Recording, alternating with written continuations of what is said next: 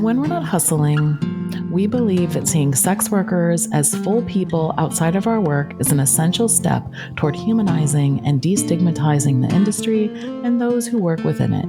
Help us to bring you the stories of the people behind the fantasies. When We're Not Hustling is a 501c3 fiscally sponsored nonprofit project of the Social Good Fund. Thank you for considering a tax-deductible recurring contribution. All contributions will be received through our fiscal sponsor, the Social Good Fund. You can contribute at nothustling.com. Put away the lingerie. I wanna know you. Tell me more. I don't care about the news. I'd rather hear about you and see the world from your point of view. The coffee's already made, so I'll part the shades. Just pull up a chair and tell me more. Welcome to When We're Not Hustling, a podcast where sex workers talk about everything but. I'm your host, Jessie Sage. When We're Not Hustling is a weekly podcast that explores the lives and identities of sex workers outside of our work personas, our personal philosophies, ambitions, families, relationships, passions, spirituality, and so much more. We talk about our lives beyond the job, asking, what does the flexibility of sex work allow us to do, and who does it allow us to be? On our show, we learn who sex workers are outside of the work we're known for. When We're Not Hustling is an exploration of the people behind the fantasies. When We're Not Hustling is brought to you by Assembly 4. Assembly 4 is a collective of sex workers and technologists working to bring the overall cost of sex work down through their advertising platform Tryst.link. They also educate clients through the Good Client Guide and provide resources and articles written by and for sex workers. Assembly 4 caters to all genders and demographics and raises funds to fight for sex worker rights and against exploitation in the industry. Learn more about Assembly 4 at assemblyfour.com. Welcome back to Season 3 of When We're Not Hustling. We are so excited to be here again in this new year and bringing you all new guests and a new look, and we are happy to be here. We hope that you all had a wonderful holiday and are ready for Season 3. A few little side notes. We will be doing the after parties again this season, but we have decided to rebrand it, and the new name is going to be After the Hustle. So we've also changed up the schedule a little bit. Every Monday, a new episode is going to come out, and on Friday, the after party is going to come out, but it's going to be called After the Hustle. So we have on Mondays the original episode with our guests of When We're Not Hustling, and today we have Jack Parker, and on Friday we are going to drop After the Hustle, Jack Parker. All of January we have a great guest, a repeat from Season 1, Pucks Aplenty, who's going to be joining us for the after parties, so look for that, and we're thrilled that they're going to be here. Let me go ahead and tell you about this interview, and we are just going to dive right into the new year. It's my pleasure to have Jack Parker on the show today. We talk about his experience creating the anthology Working Guys, which features stories from transmasculine sex workers. He talks about the diverse experiences within sex work and the importance of representation and the impact the publication of the anthology had on the community. And obviously, we're going to link his book in the show notes, and we want you all to order it.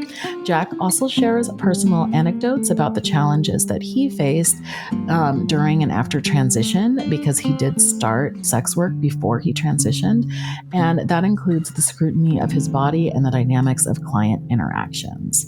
By way of introduction, Jack Parker is a sex worker and writer who writes on topics of sex work. He also has experiences as a peer support worker for sex workers, as well as providing training for professionals on how to best support us. You can find out more about him on his website, jackviolet.com, or on his socials at Jack Parker. So let's just go ahead and dive right into the interview. Hi, Jack. It's great to have you on the show today. Hi, it's great to be here. Yeah, I have followed your writing. You write quite a bit for Trist, I think, right? Yeah, that's a good bulk of what I write for anywhere other than my own website is Trist. Yeah. So I follow that and I really enjoy your writing and your perspective. So I'm really glad to talk to you today. Can you introduce yourself? Yeah, my name's Jack. I am a writer and a full service sex worker. I swap the order that those two go in, I feel like, based on which I'm doing more of at any given time. And yeah, I'm someone who's really invested in sort of the craft of writing as well as in sex worker activism in my local community. You're like, you're in the UK, right? Yes, yeah, I'm in the UK. Okay. Yeah. So I was going to say, you're like the UK, like a version of me, because that's how I would describe my career too. And I kind of love that because when I get like caught bored of writing, then I like go see my clients. And when I get bored of my clients, I go back to like writing. It's a nice way to keep me engaged. Yeah, exactly. I don't get bored of one thing because I can swap between them. And also, like, sometimes seeing clients sort of inspires me to write stuff. Not so much because they're particularly interesting, but often because a spark of like annoyance sort of prompts me. And then after that, I get really invested in whatever I have started writing as a result. Yeah, I feel that way too. But sometimes it's all kinds of things. I mean, I feel like as a writer, part of what we need to do is like also live in the world to have something to write about. Yeah. There's something about like the model of writer where you're like excluded out in the some serene place without having to engage with the world that doesn't actually make a lot of sense to me because I feel like so much of my writing comes from my experience living. Yeah, the platonic ideal of a writer who's like away in a cabin with like a little desk set up typing away is not very much my experience. I feel like I would Not go mine stir crazy. either. Well, I also didn't grow up like rich enough to make that happen, but Yes. so maybe I'm Yeah, the idea that you can just so do maybe that and you have the money and means to just have things, I guess, delivered to your secluded cabin for you. yeah, I don't actually know how that works, but like I'm not gonna lie, I've had like fantasies about that, like, oh, wouldn't it be nice if I could just like sit there and write all day? But on the other hand, so much of my writing comes from like the life that I'm living that I feel like I can't actually imagine that. Yeah. So, I am really excited to have you here today. You recently published a anthology. Would you call it an anthology? Yeah. An anthology of Yeah. stories from transmasculine sex workers. Yeah. So the anthology is called Working Guys, a Transmasculine Sex Worker Anthology. And it's really amazing and really beautiful. And I was wondering if you could like introduce the book and the origin of that and a little bit about how you put that together. Yeah, sure.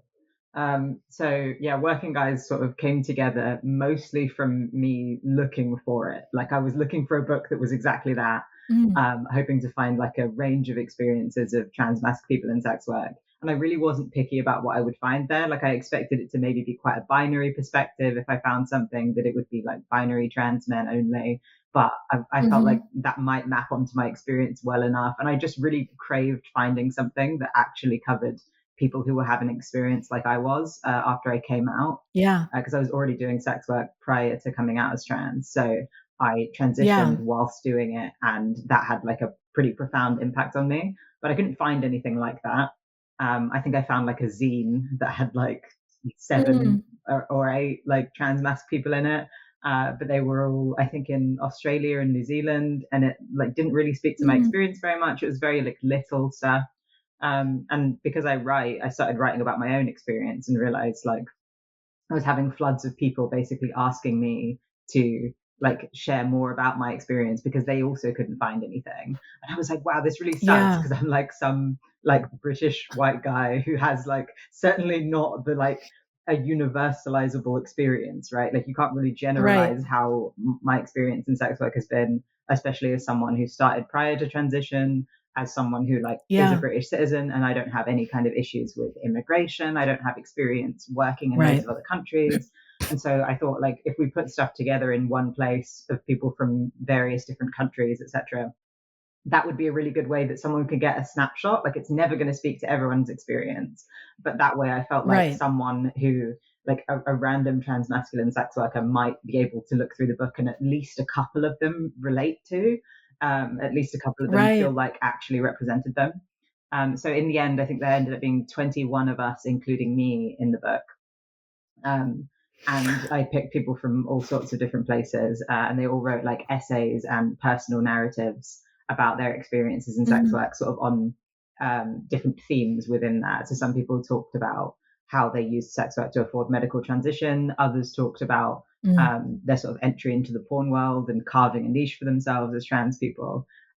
So yeah, like the main goal of it was to have this range of trans masc people all getting their stuff into one place. So I was like picturing in my mind, like, people who I thought would appreciate the book rather than worrying about broad appeal, and then just sort of hoped afterwards that someone other than a handful of trans guys who were selling sex would actually appreciate the book. Has that ended up being true? What was the response to the book when it came out? Yeah. I mean, it's just recently out, so exactly. It's fairly new. Yeah, it came out at the end of September. I was incredibly surprised by the response, but also really happy about it, which is that I had to fundraise because I wanted to make sure that everyone who like submitted to the book was able to be paid for their writing, particularly because a lot of the people who contacted me saying they were interested were people who were quite poor, who were in positions where like that money would mean a lot to them. And also the time you spend writing is time that you could potentially be spending with a client, right? Right. That's money that, you know, they're giving up their time. I wanted to make sure everyone was paid, but also, you know, I'm a poor hooker myself and I don't have that kind of capital to front it up. So I decided to fundraise, and the response to that was incredible. I think, it was about 350 people on Kickstarter pre-ordered copies. And that's amazing. A lot of those people also selected to get an extra copy to donate. So through that, I think in the end it was roughly 400 copies for people, and then about before you even put the book out. So that was incredibly great. So as soon as it like actually was ready to go out, just prior to publication, I was sending out about 500 copies. And then that's amazing. Afterwards, great response. We had a launch event which was a bit delayed because we were waiting for the bookshop, the Scarlet Letters, to open, which is a UK bookshop that's like platforming sex workers and prioritizing sex workers books. Oh my gosh, that's such a cool name for a bookstore that does that too. T-shirt. This wasn't intentional, but I did just realize I love it. But yeah, like Scarlet Letters has been amazing for that, and so we were able to have a book launch there, and we sold out tickets, which again was incredible to me. I feel like I keep being surprised, and at a certain point, I just have to be like, people care about this and like this and want to hear about trans people in sex work, I guess. But that was amazing. We filled out the whole place and had a couple of transmasculine performers who came and like did performances at that launch event. Wow. And we had some speakers, including a couple of people who wrote pieces for the book, came along to speak. So the response has been incredible, and the number of people who've come along who are like allies to sex workers and to trans people, the number of trans people who aren't sex workers who came along just to be like, I care about other people in my community who are doing sex work, and so I want to hear about this, was just amazing to me, because I really did feel like if I managed to get it funded, it would be just barely, and then I would publish it, and it would be a small community of transmasculine sex workers who would be messaging me like, wow, cool, a thing about us, and there would be like 20 of us. Yeah, but I mean, I think that this is like a perfect time to do something like that, because there's so much like in the zeitgeist about like gender and sexuality and sex work politics and things that would make people, I think, interested in the work, in your work, and also in like the work of bringing together these stories. Yeah, no, 100%. I mean, as much as like, I mean, I love a sex worker memoir as much as the next person, but I feel like that is a lot of the time what sex workers are putting out, right? Is like, oh, let me tell my story. And I don't object to that. But for me, I felt like because what I was looking for was like a range of stories so that I could understand where I fit in the context. I was like, that's also what I want to put out. And Yeah. I mean, like, I put my own piece in there in a way that I felt like made sense. And it was alongside a huge number of other people, some of whom had experiences that were like kind of foreign to me, that were very different. Interesting. Yeah. Particularly like trans guys who wrote in, several of whom had like pretty much exclusively positive experiences in sex work, which was an amazing thing to read. Mm-hmm. But I'm kind of like, I'm like, I would say on the spectrum of like a happy hooker to like very bitter. I'm much more close to the like bitter end. So like, but it was like Yeah. really nice. Like there was a period of time where I was so jaded that I think it would have annoyed me more than excited me. But I was like just really genuinely Yeah. happy reading stories from people who were like, I've had pretty much an exclusively positive experience and it's been great for me. And I was like, oh well, I'm so glad that's been your experience. Amazing. And I had other people who, you know, talked about like struggling and having pretty negative experiences, some of Mm-hmm. which I related to and some of which were out of my remit, but that I obviously empathized with. And yeah, like being Yeah. able to see that range and put it in one place was so cool because I was very mindful of like, I don't want this to be like a really depressing read of just like negative things that Right. happen to us, but I also don't want it to be like sanitizing and overly like happy and positive when like the reality is that Right. that's not everyone's experience. So I felt like we actually did strike a good balance.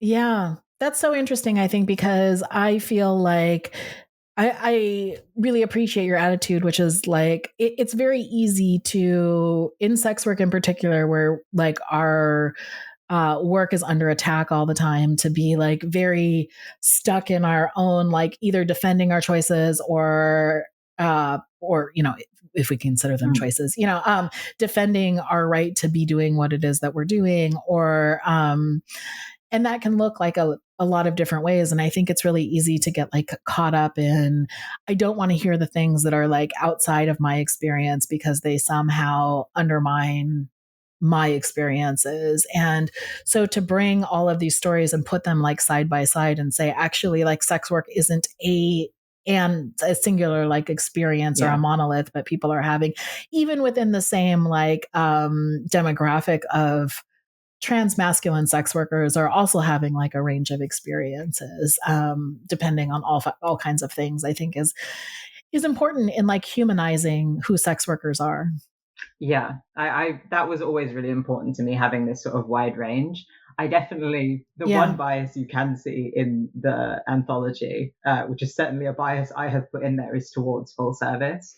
I definitely Yeah. prioritize like full service sex workers experiences, and I mean, I had a lot of people actually write in and offer to write pieces, because I often basically said Mm-hmm. like, send in a pitch, and if I like your suggestion, like then I'll take it. I have to pick from who like submits, and I was imagining I Mm-hmm. would accept basically everyone who submitted, because I thought it would be really hard to get people.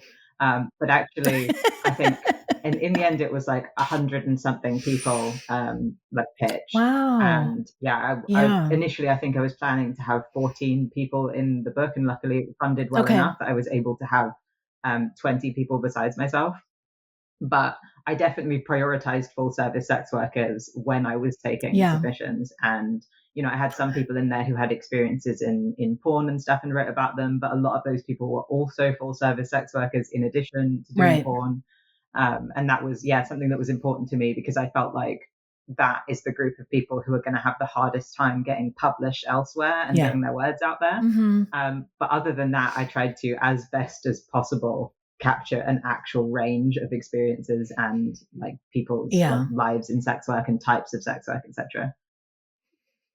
I have to say that like this, I've changed in this regard, where, and I've talked a little bit about this on the show before, but when I entered in the industry 10 years ago, I entered in cam and phone sex and online work, and eventually like shifted over into full service. And I do almost exclusively full service now. And with the exception of like an occasional Zoom thing or something, but like mostly I'm a full service worker now. And when I was doing more other forms of sex work that weren't full service, I think that I had a vested interest in like the umbrella of sex work, or seeing sex work as like an umbrella. And since I've been in full service, I think that I've recognized that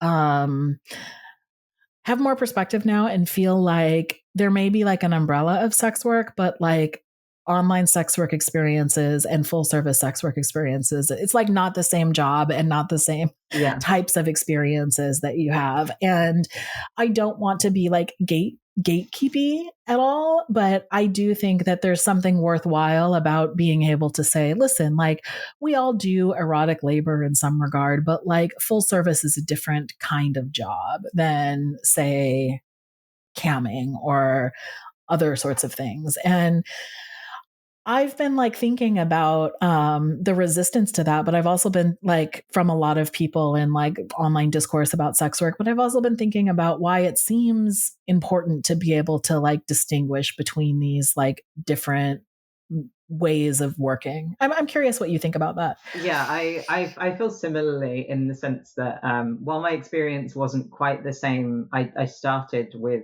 full service, then moved into online work and sort of pulled back from full service, sort of doing it occasionally, and then went back into full service being the same thing. Yeah. So I guess rather than my initial start, there's a similarity there. Yeah. And yeah, I mean, I feel like that experience is definitely different. Like the experience of doing full service is different from doing online sex work. And there are elements of it that are similar, which is why like I can certainly relate to when speaking about the topic of sex work, an online sex worker, better than I can relate to like a random civ who's never done sex work in their life. Right. Absolutely. So yeah, like there's certainly like a more camaraderie there. But it is just not comparable speaking to an online only sex worker who's not considered full service versus another full service sex worker. And I do think the way that these terms are used can be a bit odd because people don't really know what terminology to use. Like full service sex worker isn't necessarily intuitive. And so like depending on what setting I'm in, a lot of the time I express myself by saying that I'm like a hooker. Because I'm like, I know they will know what that means. Like, I know that when I say that to someone else, they will immediately know. And then after that, I switched to saying like full service sex worker or other terminology, because then I've already put it in their head and then they know what I mean by that. And I think that's important instead of us just using these umbrella terms and instead of me saying like, I'm a sex worker, because that doesn't really give them the specifics of what I'm doing. And also I think that the term is used in a way where it does have implications about like different kinds of sex work. Like I see a lot of people speaking about like violence against sex workers. So like, especially as we come up to like December 17th, I see this all the time. People are like, International Day to End Violence Against Sex Workers. Sex workers are this likely to experience violence. This is how like dangerous being a sex worker is. And it's like, you mean being a full service sex worker? Like that's what they mean. Like when I look at these stats and I actually go into them, they are exclusively looking at full service sex workers. They didn't consider a single online sex worker. And yet the terminology online is sex workers are under this level of risk from this. Like sex workers experience this kind of violence. And it's like online sex workers also experience things like stalking, intimate partner violence, which is often connected to their sex work. And the stigma. Banking, discrimination, like being deplatformed, all those things are real, but they're different than like exactly. The risk isn't the same. It's not the exact same risk and it's not to the same extent. And I feel like it is important that we make distinctions. And as much as I find it really important that we have solidarity across all types of sex work, I am always going to platform full service sex workers first. I can't really imagine a type of sex worker activism I would be involved in where I'm not putting full service at the forefront. Yeah, I totally understand that. And also I'm thinking about your project in particular, and I was thinking about how people's experiences, and I want you to speak a little bit to this because I know that you've had experience presenting as like a cis woman, before you came out, sex worker, and then also as a transmasculine sex worker. And an interesting thing happened online recently where I was thinking even among like full service sex workers, like people of different demographics are having very different experiences too, because a sex worker, as full service sex worker, said something about a client booking a session to wash her hair in this big bathtub. And I've had that experience too. And I like quote retweeted it and was like, oh, I love sessions like this. And Tripp Richards, who's been on the show, who also contributed to your book, Tripp's been on all my shows. I really enjoy talking to Tripp, but said, Man, I wish that any client would think of something fun to do with a trans full service sex worker besides just like fucking them hard and uncomfortably. And that really I was so glad that they said that. I'm always glad for like pushback against like how we're talking about sex work, because I have had the experience of somebody booking me at full price to wash my hair. And what Trip is saying is like that wouldn't happen to a trans like sex worker. So like, and maybe it could, but like that's not the experience that they had. And so it seems like worthwhile to also talk about like, this is what I really like about your book, bringing this together, to also talk about, okay, but even within like full service sex work, like people are having different types of experiences. Yeah, definitely. And I think, yeah, like it's easy for us to sort of like generalize our own experiences or to presume that other people are having the same experience. And I do think that happens both ways. So like the experience you were talking about of being like, oh, like a client washing your hair and like relating to another worker, certainly in that moment, right, the person you're quote tweeting, like the two of you are relating. And I don't think that's bad. Yeah. You are having a similar experience, right. And it does feel good to talk about that and have it validated. But in the same way, I've had like sort of this like shock response from, especially from trans masc people I know who never did like full service prior to transitions. They don't have something to contrast it with, and they haven't noticed the difference. Yeah. Be really surprised by things that like cis workers say. So like in the UK, it's not as common as in the US for things like screening to happen, or for screening to happen in the same way. Yeah, I've heard that. But there is also a big split between like cis workers, particularly like cis women working, and trans workers of all genders. Like I particularly like trans guys I know. Like there have been times when I'm at a community event, we are all ostensibly like sharing experiences and we're relating. And then like a couple of the cis women there talk about like a client like sending over his ID, and then I see like a trans guy who's there, his mind like is absolutely boggled, because he's like, there is not a chance in the world a client would ever send me that. And it's like, yeah, I have the same experience, but like prior to coming out, I did sometimes have clients like offer this without me even asking, and be like, I mean, often they were like tourists who are used to that from wherever they have purchased sex Americans. But like they would offer things like that, or I could get them to do things like, I would be like, oh, can we like video call before I come and meet you, or could you like send a picture of yourself, could you describe yourself? And nowadays I absolutely cannot pull that out of them. It's not even worth me asking, because they will go completely ghost the second I ask for things like that, because there's this added like shame around like not just seeing a sex worker, but seeing a trans sex worker. Often a lot of these clients are sort of like on the DL, where they're like secret about their sexuality. They don't want that to be public. They definitely don't want it to be public. They're fucking trans people. So there's not a chance of them actually giving out that personal info. And sometimes I will talk to trans masc people who have never worked prior to transition, and it doesn't even occur to them that cis workers are having this experience until it's said to them. Interesting. And it's similar with things like that. Like prior to transitioning, I also had the experience of clients booking me at sometimes my like full rate, like not asking for any kind of discount, to do things that are not sex, sometimes just to talk. Like I occasionally had clients who would just talk to me for the whole session, or I would have clients who like wanted to go out somewhere and would pay my full rate to go to dinner. And now that just like seems like a pipe dream to me. Like it really is like the subset of clients I used to have before, who it was exclusively about sex for them and they didn't care about anything else, or me as a person, seems to be a much larger percentage of my clients now. And certain things that I could expect to happen occasionally before just do not occur now. Do you have any clients that stayed with you through the transition, who like saw you before and after, or is it a totally different group of people? I had a few do that, but not that many, and it didn't last a super long time. I think for me, particularly like after having top surgery, I think I kept one regular client from pre-transition to post-top surgery. Like he was very openly bisexual, like from the first times I saw him, and that was like a thing that he often talked about during sessions, because I made a point of saying that I was like bisexual in my own ads, largely because I was trying to prompt people to book me for duos, but it also had the benefit of like queer clients being like, oh, okay, you're someone I could probably talk to about this. If you're so open about being bisexual in your ad, I could probably talk to you about this. And so he was the only one who really like lasted that long. But even clients who stayed when I initially started transitioning, I had an awareness that they weren't perceiving me any differently, right? That they were like playing along because they were like, you're a provider I see regularly. I want to keep seeing you. I know that you will be annoyed if I actively and like pointedly misgender you during sessions. But I was like, I know that you're not seeing me as my gender. And also you're paying me enough that I am overlooking it because I need money. Right. Like I was aware that that was happening as it was, but post getting top surgery, that sort of level of denial wasn't as possible. I certainly lost more the longer I was on testosterone. And then, top surgery was like the absolute cutoff point for pretty much all of them. And after that, it was a very... Did you anticipate that, or was that a surprise to you? Yeah, I anticipated that I would lose a lot of clients. I knew that when I started transition, I delayed certain elements of transition for that exact reason, because I knew I would lose out on clients.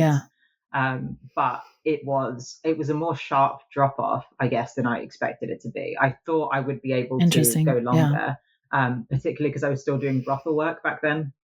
And by 3 months on testosterone, that was made completely non-viable. Like in my mind, I was imagining, because I hadn't had top surgery, I didn't expect testosterone to have such a profound effect so quickly that I wouldn't be able to. But by 3 months on T, brothel work became incredibly dangerous. Me pretending to be a cis woman just wasn't working.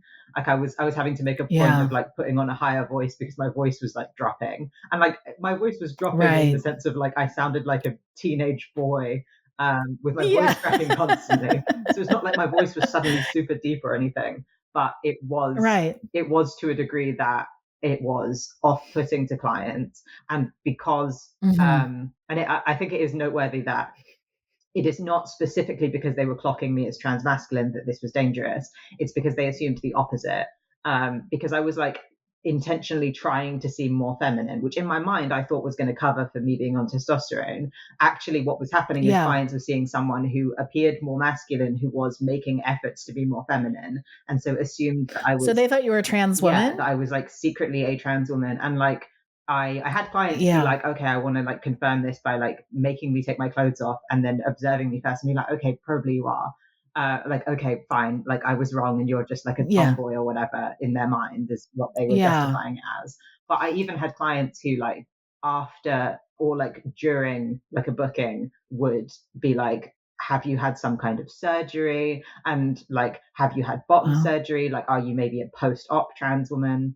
And asking questions to that effect, and also becoming very angry. And like in all of those situations, I was able to diffuse it by being like, no, I haven't. You can see there's no scarring down there. Like, this is just how I look. Right. A few of them, I said that I used to be like a gym rat and had taken steroids, and that was the reason for certain genital changes that happened from testosterone. But yeah, literally by 3 months, I was like, this is not like, I can't do this anymore because I'm at this much risk now. And like another month from now, like who knows if my voice has dropped more, I'm not going to be able to convincingly do this. But it was really bizarre because the experience I was having in brothels, I was having that experience of like my gender being so scrutinized and clients being at the extent that even when they could see me fully naked, and I had like, I think like a H cup chest at this point that like very obviously was not based on implants. Like it was very, I had the sort of natural sagging that like no surgeon built them like that intentionally.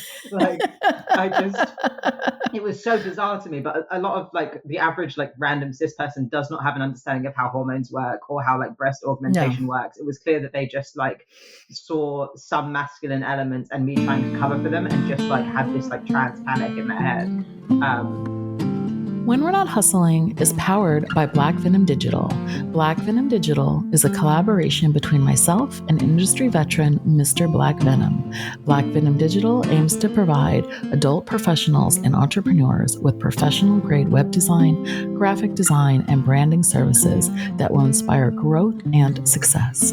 At Black Venom Digital, we empower companions, creators, and entertainers with professional web design and branding.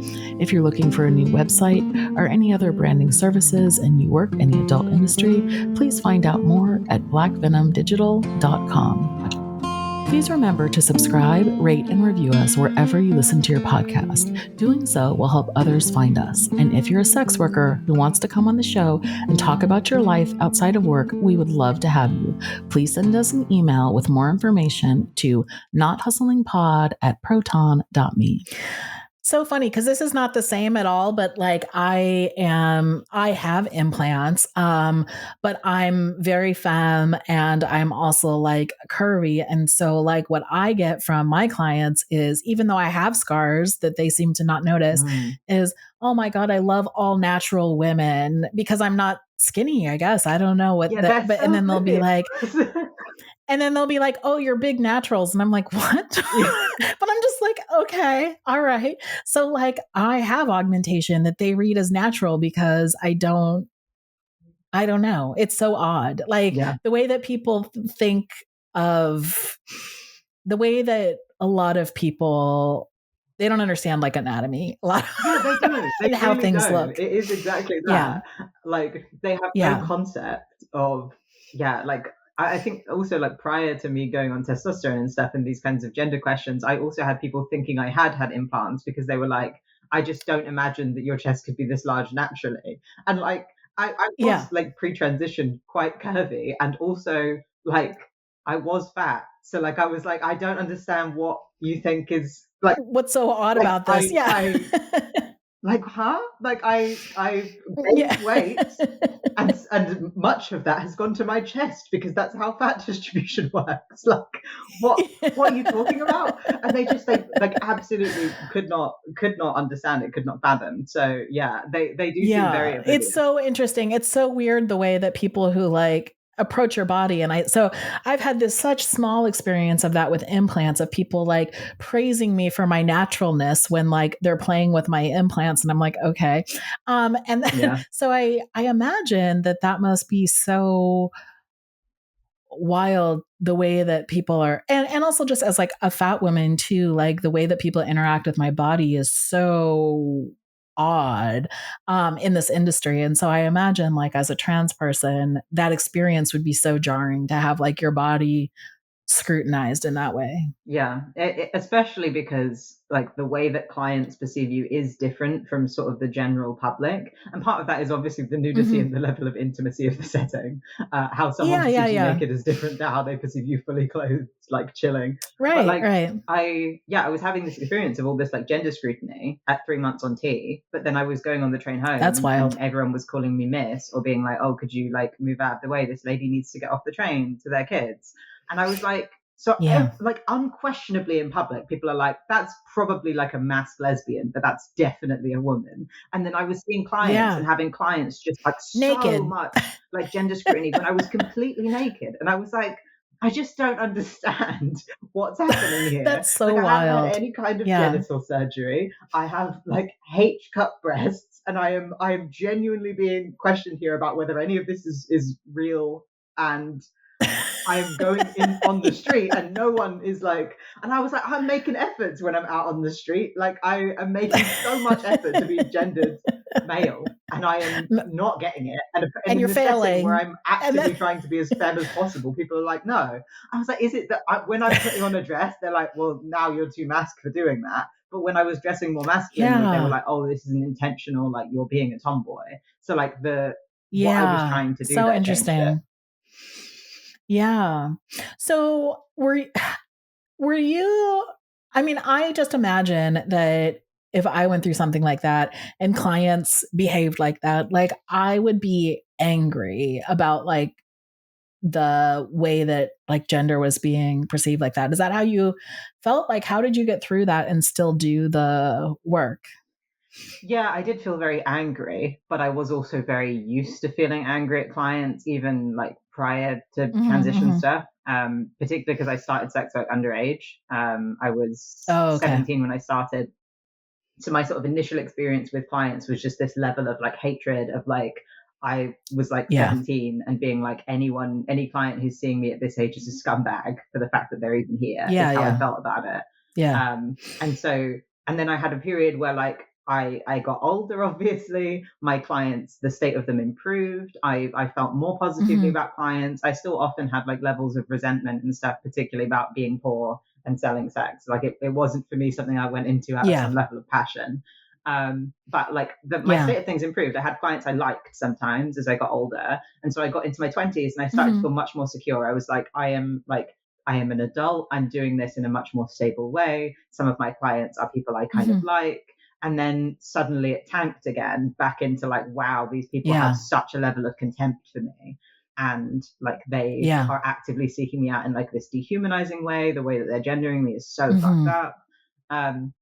But also an awareness that to some degree, like some level of it was like misplaced. And I'm not going to say like the bigotry Yeah. wasn't directed at me, obviously was, and I was there, the one experiencing it. But I was also aware that like a lot of them had this like disgust and hatred for trans women, and they were projecting that onto me. And so Yeah, in a that's so way it was interesting. like more upsetting because I was thinking about like trans women I know and like experiences they had selling sex, and thinking like I'm experiencing this tiny microcosm and I'm about to remove myself immediately because it's so dangerous. But also like they're experiencing that on a frequent basis, and the level of like anger that you have when something's happening to you versus when it's happening to like your friends is different. Like I'll tolerate a lot of stuff and a lot of awful things being said about me, but then someone says that about my friend and I'm like ready to go to war about it. And I felt a bit like that with clients. But to some degree, like sometimes, the rage that would bring up and the anger definitely was also endangering.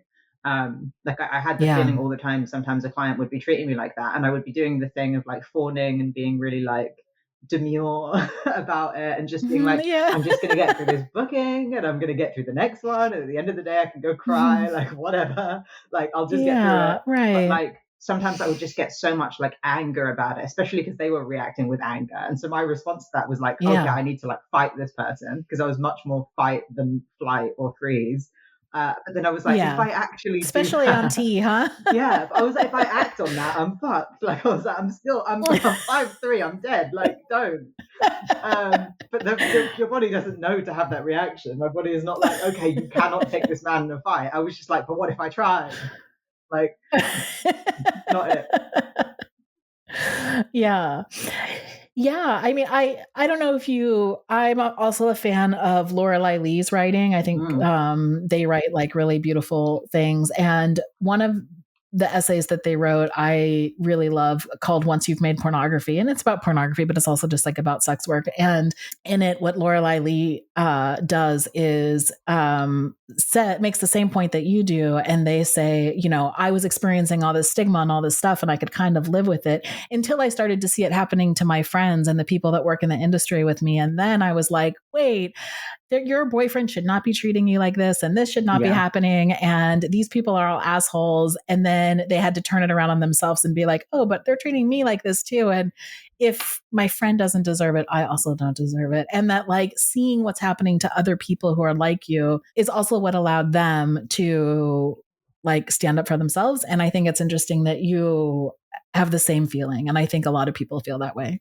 Yeah, I think it's a super common feeling, to be honest. Like there are a lot of us who have been conditioned for a long time to accept being treated poorly. And certainly that's usually a thing we hear about through the lens of like misogyny, people internalizing this stuff, thinking they deserve it. But I also see it from a lot of like cis gay men in sex work who are just like, well, I was raised from a young age to think that gay relationships were going to have these elements of coercion, that there was going to be these like elements of abuse that would go on, and that was a thing I should expect for being gay, particularly like older cis gay men who I know who did sex work, particularly when they were younger in like the 80s and 90s, who were like, well, I was told I should expect to die. Like I should expect to get HIV, eventually die of AIDS. Like I was told that. And so I absorbed it. And so I got mistreated by a client and I went, well, I'm like basically going to die within the next 5 years. So why do I care type of attitude. And then seeing other people experiencing those same things, especially losing people, and being like, God, I'm so fucking angry. And like, I do feel like tapping into that is helpful. It sucks that we have to see it happen to other people to be able to have that level of empathy, like, and that level of support for ourselves. Like we have to use that empathy reaction to pull back and be like, oh, actually, it's bad when people mistreat me too. Like I wish it could more easily start from there, and from that we could have empathy for others. But I would rather that we get there some way, and if that's how we get there, that's how we get there. Yeah. I mean, I have so many things that I want to ask you about. One of them, I think, is that I want to ask you about what it was like for you. You set out on this project to bring in a lot of different trans sex workers' experiences together, and some of them matched your own and some of them didn't. Did that like broaden your perspective, or what was that like to like collate all of these stories and kind of try to integrate them? Yeah, it definitely did. It also, I think, sort of like broadened my perspective about how racism was impacting the ways that people were having their Mm, experiences as trans mass people in sex work. Because obviously I was aware that like sex workers of color in my community were being mistreated racistly by clients, that was impacting yeah. their experience. But the ways in which like gender was being viewed differently, particularly for trans mass people, there were elements of that that I didn't really consider. Like, trans mass people. Yeah, can you say more about that? Like, what was that experience? How was it different than what you anticipated, or what did you learn from that?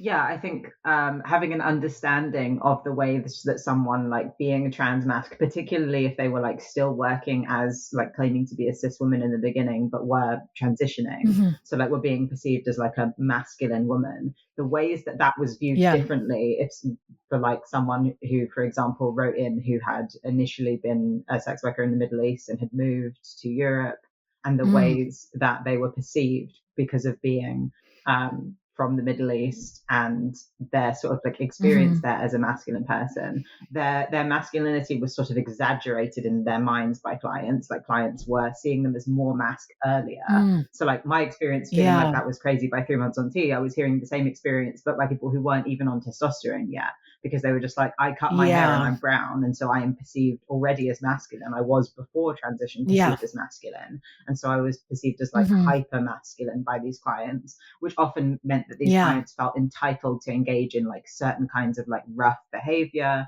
in a way that they Mm, didn't with me or with other like white trans mass sex workers I spoke to.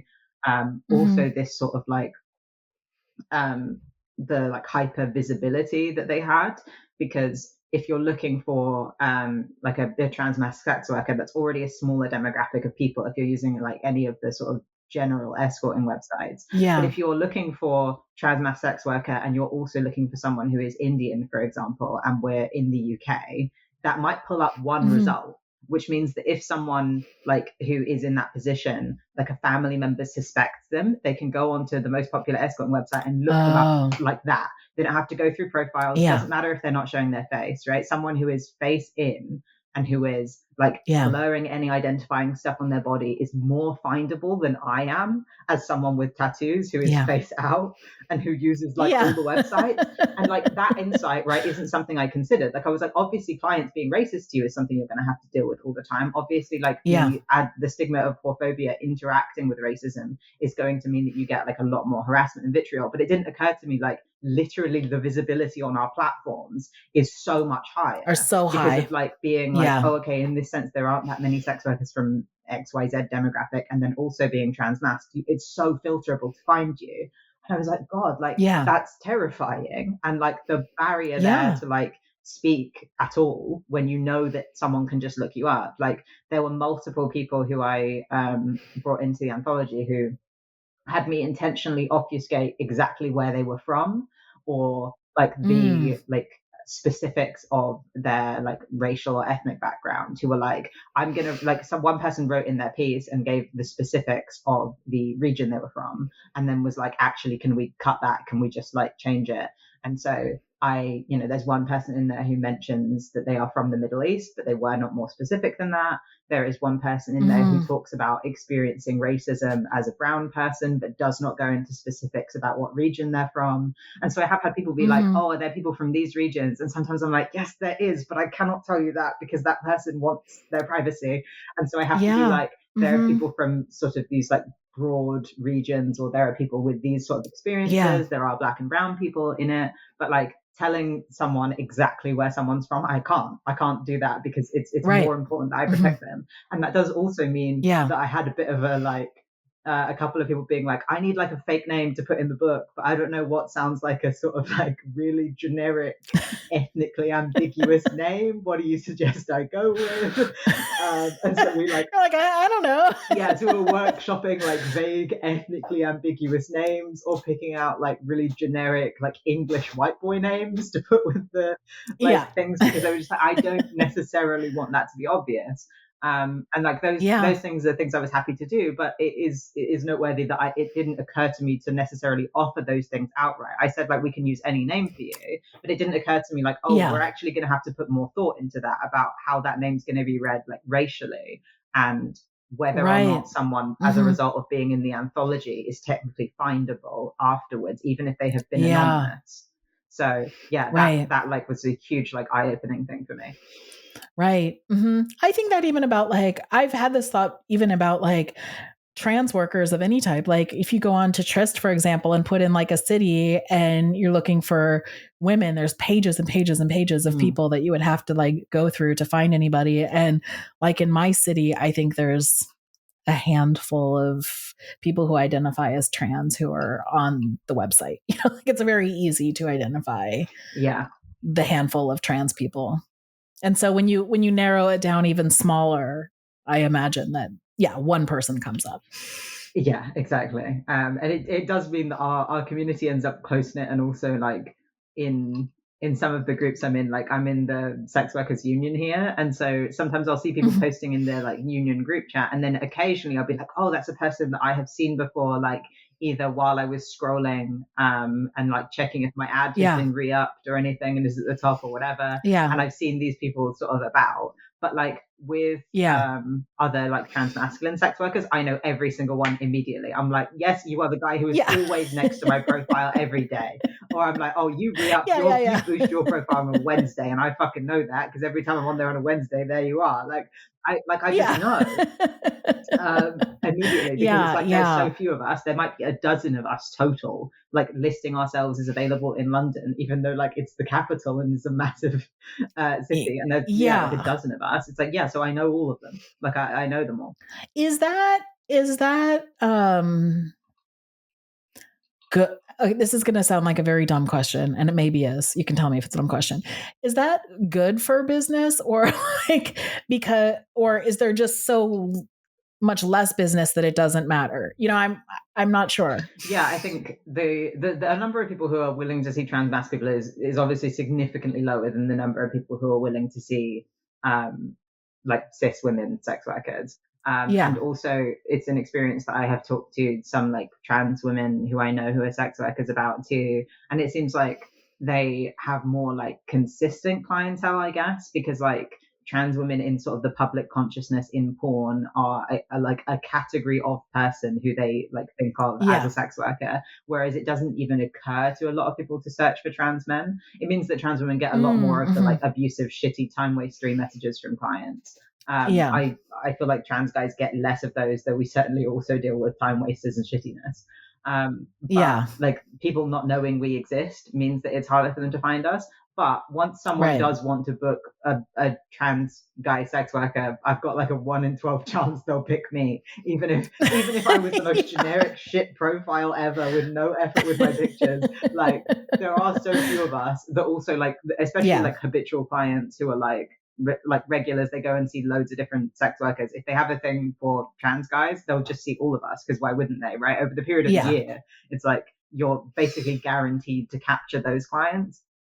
And so it helps business in that way compared to like cis gay guy sex workers who I talk to, who for the most part, it seems like don't really get much out of using like escorting directories and like websites and putting their ad up, because there are so many of them that a lot of them I talk to are hustling on Grindr and pulling people off of Grindr and messaging them and getting. That's what I was going to say. Like, it's really interesting because I do feel like I do feel like I have overlap with some trans women, sex workers who like we've seen some of the same clients, or I've even done duos with trans women and, you know, like, and see them on Twitter.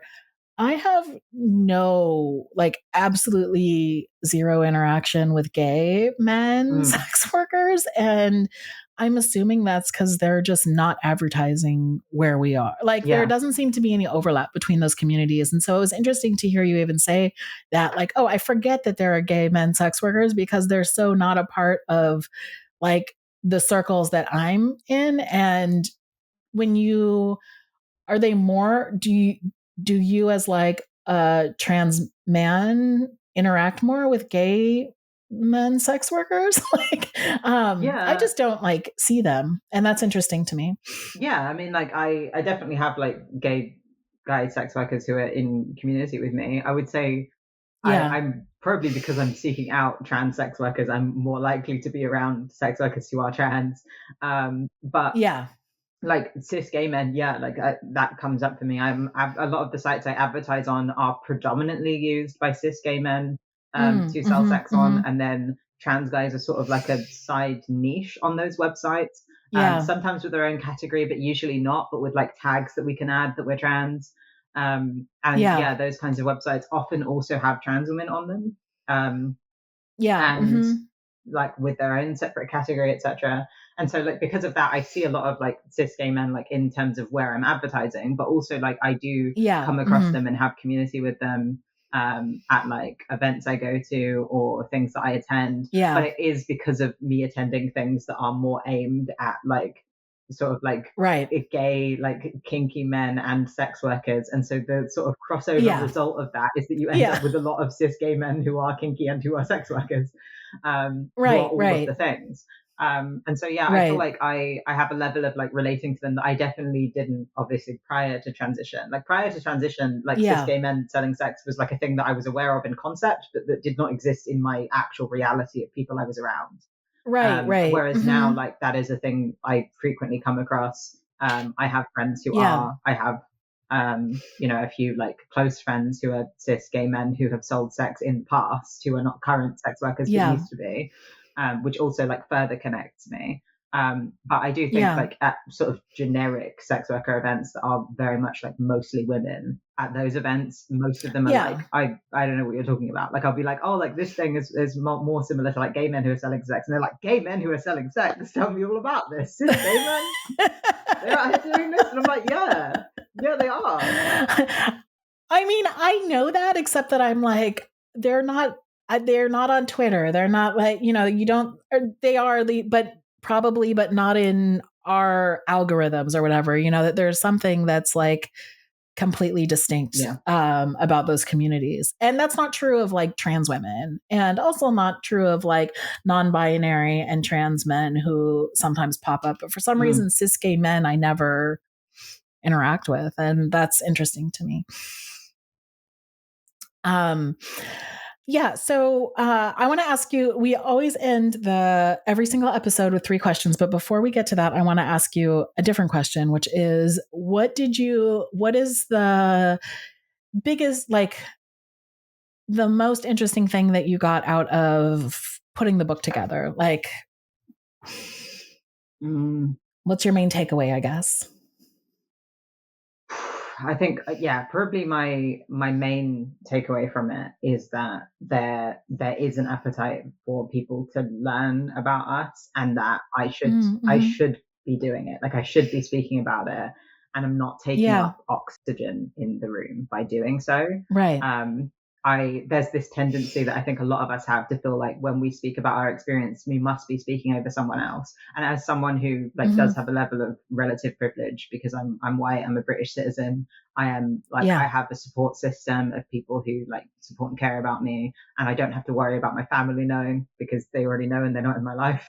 So like all of those things mean that there are risks that I don't have. And so I feel like I don't want to take up the oxygen in the room by talking about my experience, but actually like people want to hear it, and putting this out didn't take away from anything else, right? Like we put out this anthology, and other sex workers continue to put out their own stuff, which I love and I read and I'm fascinated by, about experiences that I don't have.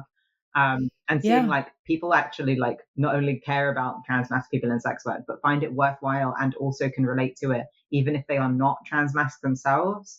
That was incredibly valuable to me to learn. Like having cis sex workers be like, obviously I don't relate to a lot of these things about transness, etc., but some of these things I did really relate to. Or even like my gender has also been policed by clients because I'm kind of masculine presenting, even though I am absolutely a woman.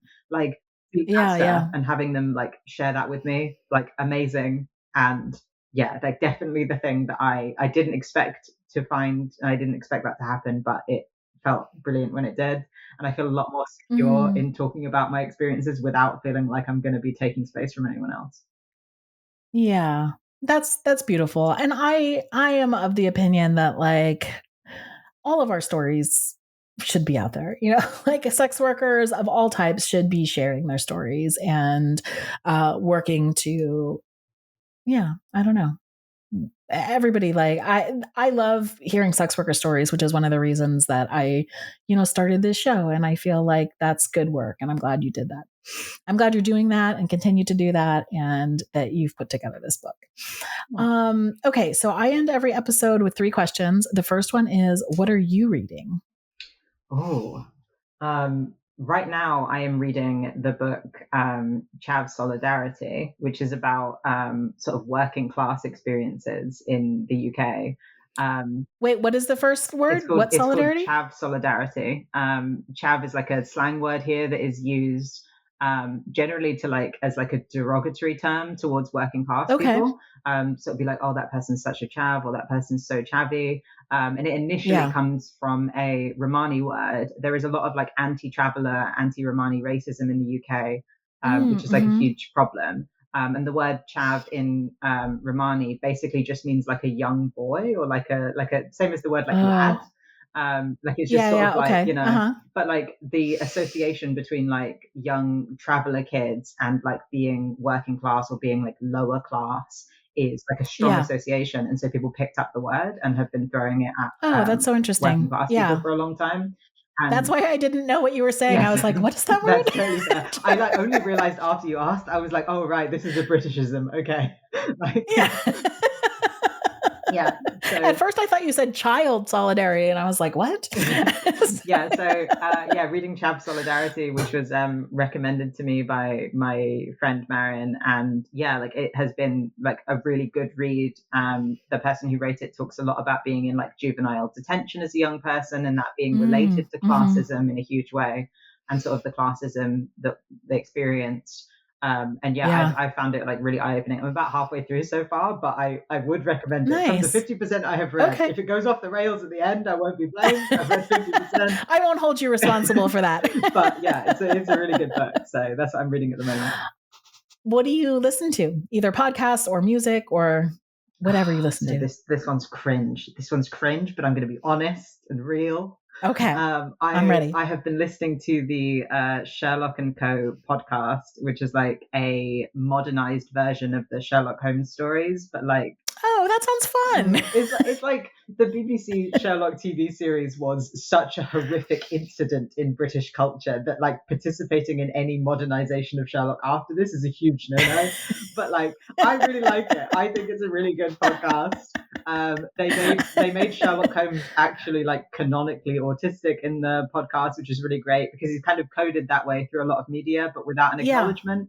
So that's really cool. It's a fun podcast.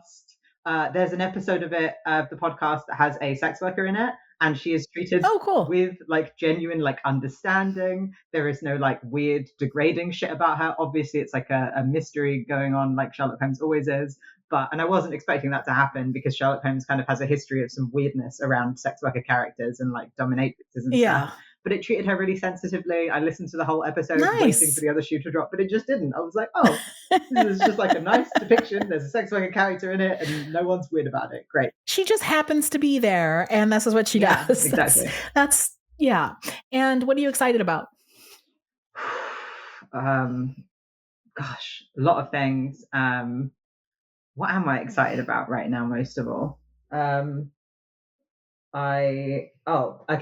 thing I'm most excited about right now is I'm working on a thing about online role playing, which is like another like very nerdy side hobby I have that I have been working on for ages. And I have just sort of as my little side project in my personal life been interviewing loads of online role players about their experiences and stuff. Like D&D sort of role playing, or like what kind of role playing? Yeah, I mean some D&D role players, but mostly like fandom role players. So like people role playing as Spock like cosplay sort of stuff. Like exactly. And like a lot of like online role playing stuff of people like typing out as if they are the characters, etc. Very nerdy hobby that I have always had. But I've been interviewing loads of people, and I'm going to be like publicly sharing loads of those interviews to share like role players' experiences and stuff Oh, soon. how fun. So I'm really hyped about that, and I know this is like nerdy shit, but No, I love it. I have an affinity towards nerds. I like nerds. Yeah. I don't happen to be a nerd in the sense, I mean, I'm maybe a nerd, but not in the sense of like fandom and stuff like that. But I think it's so neat when people are. So yes, I think that's cool. Where can people find you and your new book?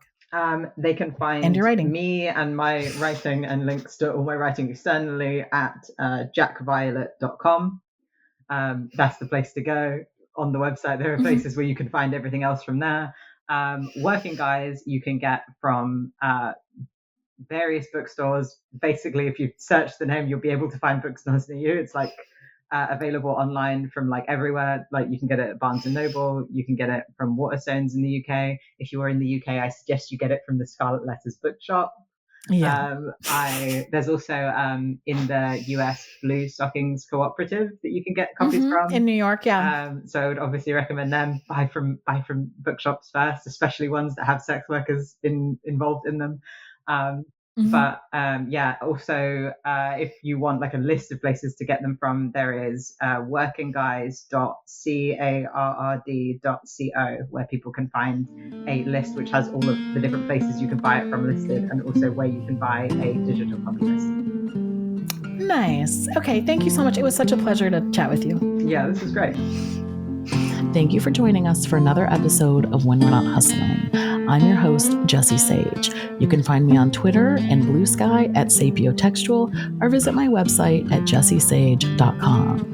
You can follow the show on all socials at Not Hustling Pod, and visit our website for more information at nothustling.com. The show is produced by Emily Foster. The music is by Benjamin J. Benametti. Signing off. Have a great week.